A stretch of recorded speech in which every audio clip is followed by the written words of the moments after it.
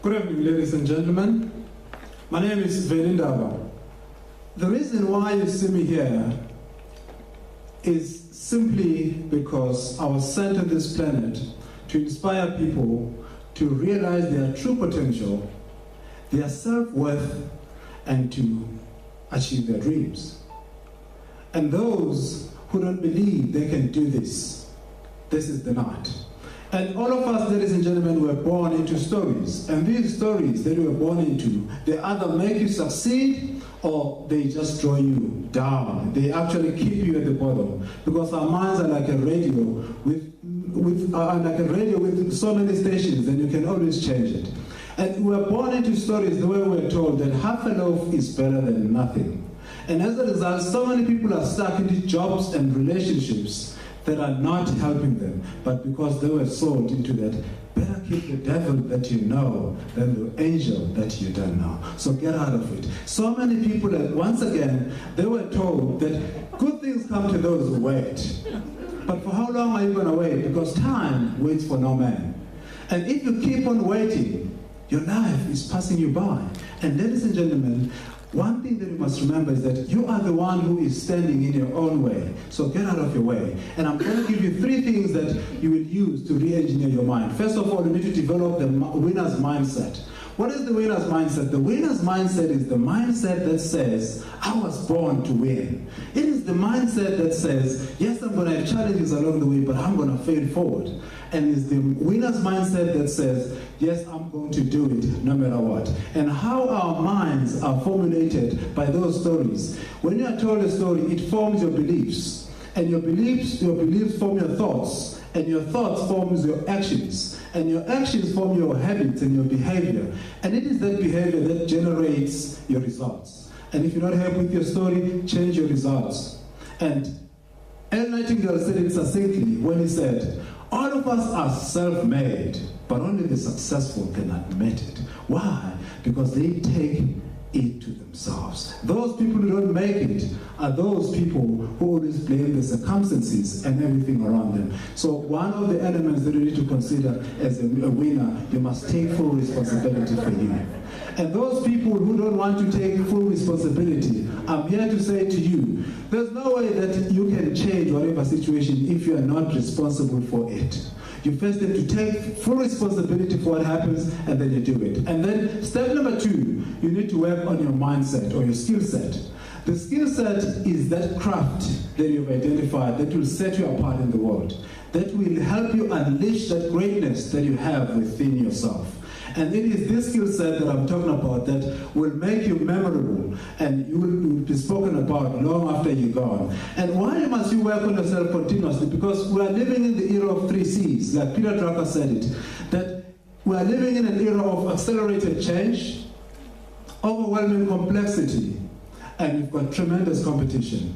And change is something that brings that continuous disruption in our lives. And it is creative, this disruption, so we need to keep on doing. And to work on your craft and on your skills, you need to invest at least a minimum of 10,000 hours.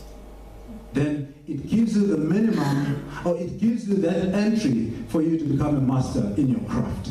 So how much time? So that is almost equivalent to 10 years. And to do that, you need to bring in some people that have done it before you. Because life is too short for you to experiment everything. So you need to rob those people who have done it before you, who will show you, the coaches and the mentors, and they will show you how it's done. Because it means those people will have done it and they can help you do that. And I like it when Nelson Mandela said, it is only when you get to the top of the mountain that you realize and discover that, wow, there are so many other beautiful mountains to climb. Why? You cannot see that when you're at the bottom. Why? Because the bottom is overcrowded. So you need to go up, and he said, it always seems impossible until it's done. So step number 3, you need to surround yourself with people who are on the same mission as you. You need to develop those collaborative, achievement-driven relationships. Surround yourself with those people who will help you. Don't surround yourself with those people who always remind you of your past failures, because that won't help you. And also, we need to learn from nature. We've got the birds that are called the geese. And these geese fly in a formation.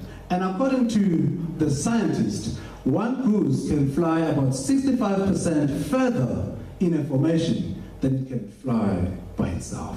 So if you are surrounded with people who have the same will as you, you can do it. And Diana Nayar is a lady that you can learn from, that is a Greek American. She swam from Cuba to Key West, which is about 177 kilometers, in 55 hours without being in a cage.